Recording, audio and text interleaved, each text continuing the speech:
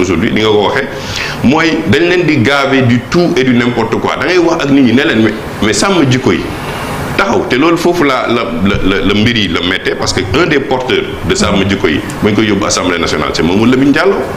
Lamine Diallo j'ai porté avec lui énormément de combats. mi ngi ci wàllu Sénégal gëmoon naa bu génn déggee turu Cheikh Oumar Sy ci lu mel noonu war na génn ne leen Cheikh Oumar Sy il a travaillé avec moi pendant 5 ans il a été mon secrétaire exécutif on a monté un réseau moom nekkul ci affaire u caaxaan yooyu. justement mais loolu dafa garaaw ñuy jël ay sujets yoo xam ne c'est les sujets les plus simples de société affaire góor jigéen yi la. waaw mais moom laa la expliquer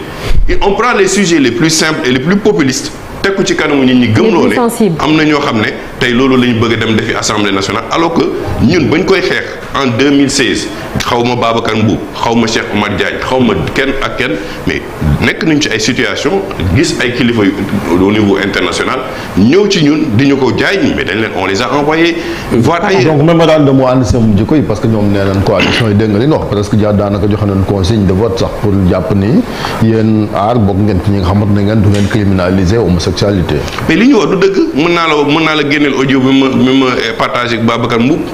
mais yow tamit man du ma bokk ci kilifa diine soxee ko ci kër Cheikh Oumar Foutiyou Tall soxee ko ci kër Thierno Ousmane xeex fi loo xam ne xeex nañ ko ci affaire yi di nekk ci affaire yu ñàkk fayda yooyu Babacar Mbuup di ne non diw bu demee assemblée nationale du voté mais nañu indi loi bi ba ñu gis kan moo koy voté moi man Babacar Mbuup maa ko ubbil yoon kër taale ni ba ma fa bëggee ñëw je veux pas man ma défendre la yóbbu la ci ay kilifa jox la dossier bi waxtaan ak kilifa gi ne ko ñii lii la ñu sox ba pare nga wëlbati ko yow di manipuler ay nit